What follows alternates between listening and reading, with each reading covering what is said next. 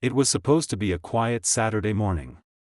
My wife was sweeping the front porch, humming softly, while I was inside fixing a loose door hinge.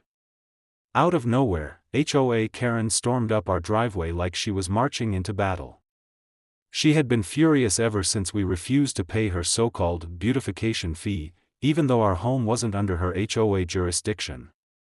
I stepped outside just as Karen began yelling at my wife, accusing her of lowering community standards because of a small American flag we'd hung by the porch.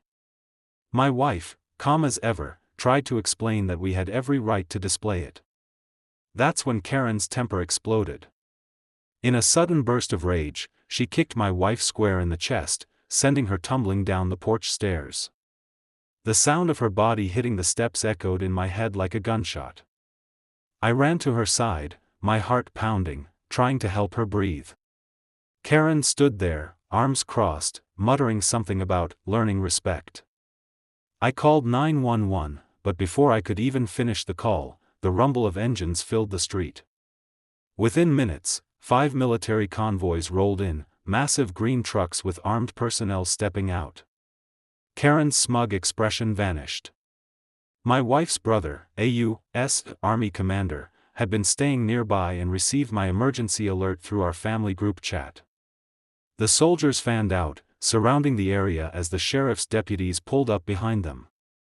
Karen stammered and tried to flee, but one of the officers stopped her cold. My wife was lifted onto a stretcher while I gave the officers the security footage showing everything.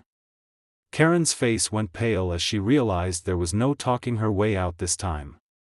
Assaulting someone was bad enough, but doing it on camera, unprovoked, was her downfall.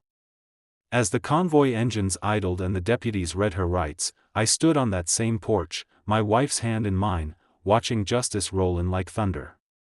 Karen was taken away, trembling, and the entire neighborhood watched in silence.